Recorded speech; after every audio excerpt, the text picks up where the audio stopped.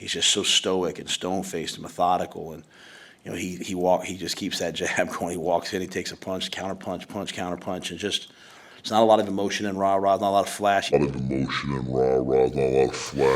salute. Now, you guys can see Matt Rhule did his final press conference today where he let it be known that, they're going to pretty much come out there, and he used Terence Crawford as a reference point. That guy that's from Nebraska, and Terence Crawford, and he said it won't be much flash and all these other things. You guys can look at that, either way you guys want to. I'm going to give you guys a little conference here where you guys can get an idea of how he think they're going to beat the Colorado Buffs. As he said, it's going to be pretty much counter-punching, etc. And in the end, of course, he expect these guys to win. Y'all make sure y'all hit that like button, subscribe, turn that post notification bell on to all. We're going to get into this, this little interview here, a press conference, his final one before the Colorado Buffs played them on Saturday. Again, he used Terence Crawford as his reference points. Let's get into it.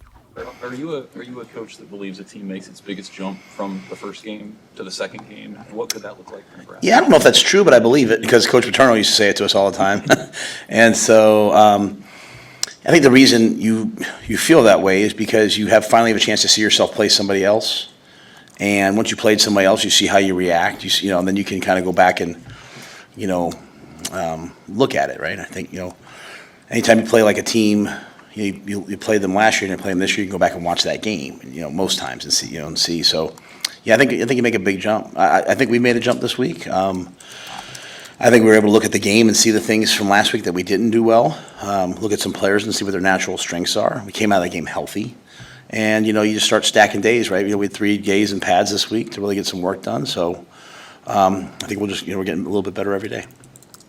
I know you're excited about the night environment, but what's the key to keep guys from bouncing off the walls all day before a night game that you have to start? Yeah, it's just a slow burn. Like, they won't. I mean, they won't. We bring them over here if they want. So they can come over here during the day. Like, I'll come over here and I don't know if you can say I'll work out, but I'll do something just to burn off energy. I'll walk or something, and I'll get around the guys. But we have the opportunity to watch some games. It's so much harder when you have a Thursday or Friday night game because you're watching, General Hospital. On Saturday you can watch some games. I think the biggest thing you have to worry about is not getting too emotionally invested in a game because it's not your game. But yeah, I mean, we're going to play a lot of night games. I think we're going to be a team that people want to have on national TV, primetime games, hopefully eventually. So we got to get used to it. But we'll come over here. We'll scatter some meals, give them some free time, and then when the time comes, be ready to go. Do you anticipate using the same pecking order at running back that you did last week?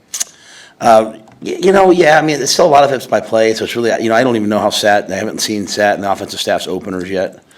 So, it could be really any of the guys to start it. But Ramir, the first time we go out on third down, Ramir will take those snaps. And, so I think it'll be pretty close to the same. It's just I don't know how exactly the game will start, to be honest with you. For some of the guys who weren't ready for you to have Blyhill, Lutovsky, Gunner, are they ready to go for this one? Yep, they're all right. They're all up. Sort of the same formula at kicker as you had the first week. I think Tristan would be the kicker. I think there's probably a spot maybe where we could use Hull, but I think we feel really good about where Tristan's at right now. And John, once he settled down in the game, kicked off the second 2 kicks. He kicked them with over 4-second hang time. Kicked the ball through the end zone. So, Tristan's our field goal kicker. As the future schedule set right now, there isn't another game on the books between Nebraska and Colorado moving forward. What do you hope for this rivalry? I have no thoughts on that, honestly. I think none of us really know what the world's going to be like here soon, and until all the conferences we all play the same amount of conference games. As I've said to you before, if they would have said to me last year, like, hey, we're going to schedule UCLA and USC at the non-con in the same year, I'd have thrown a fit. Well, here they are. So, I don't know that. Troy, you got to think about having Troy who'll handle all those things. I'm kind of just very much in the moment. I do think it's great we're playing, but I don't know what'll happen.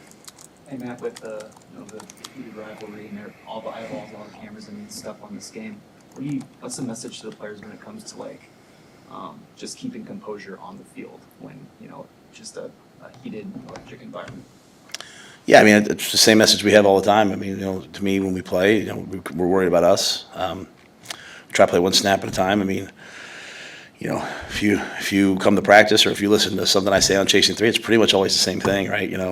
Play together, play one snap at a time, get ready to go compete. So, if we play differently because of who we're playing, then we're not really who we say we are. We play up to our standard, and sometimes we don't get to our standard, but the goal this week is to play to our standard, and TV cameras and eyeballs watching shouldn't affect that. I'm sure it does in human nature, but we don't want it to, and so we're trying to, I showed them the Bud Crawford, Errol Spence fight this week, and you see just the way, Terence, Crawford goes out there to fight, and just the way he's just so stoic and stone-faced and methodical, and he just keeps that jab going. He walks in, he takes a punch, counter punch, and just it's not a lot of emotion and rah-rah, not a lot of flash. He's even dapping up Spence after the 7th round where he knocked him down for the second time. Like he just respects his opponent, but he's just closing the distance, biding his time, and then the 9th, he attacks, and so. That picture of what that a great boxer who's obviously local, but a great boxer looks like, that to me is what a great football team looks like. It's not emotional. It's not swinging from side to side. It's just very methodical and stoic and stone-faced. And so, so I hope we play that way. There'll be some young guys, I'm sure they'll get lost a little bit in the moment, but I also want us to enjoy this. We're obviously having this opportunity because of Colorado and what they bring. But our fans are here because of us, and so we'll play for our fans, and we'll play for our families, we'll play for each other, and play for the state of Nebraska and all the Husker fans out there, and see what happens. What are some of the most intense crowd games that you've ever been a part of? I would say there were mainly road games. I've never coached in this environment before, right? So as a home environment, like we didn't have that at Temple. We had a great environment at Baylor, but not this.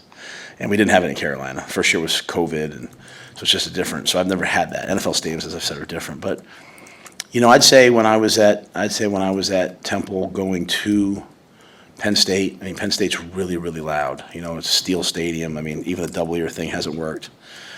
In the American, honestly, going to UCF was like that because they're another steel stadium that just reverberates. But I'd say the loudest place I've probably ever been would probably be Penn State. Is there anything new on Javen, right?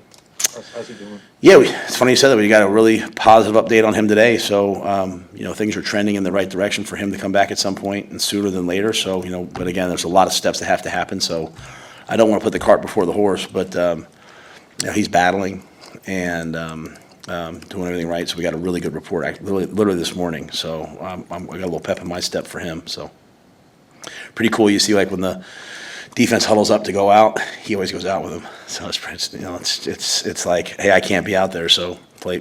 I'm out there in spirit, though. It's pretty cool. Anything else for Coach? Guys, we could have done this via text, guys. So there you guys have it right there. That is Matt Rhule, and the way he feels as though they're going to beat the Colorado Buffaloes. And at the end of the day, you guys can see he used Terence Crawford as a kind of reference point in that regard. That is Nebraska guy. This is going to be one of the most talked about games on Saturday, in my opinion, as everybody will be tuned in. The numbers will be through the roof. And again, he definitely know that. That's courtesy of Coach Prime, and that was, you guys heard that a little bit of that. Even in the interview, you guys said that's thanks to Colorado and what they do, as well as Nebraska's fan base. Like, comment, subscribe, turn that post notification bell on to all. I'm gonna reach you guys. Gotta say thank you so much.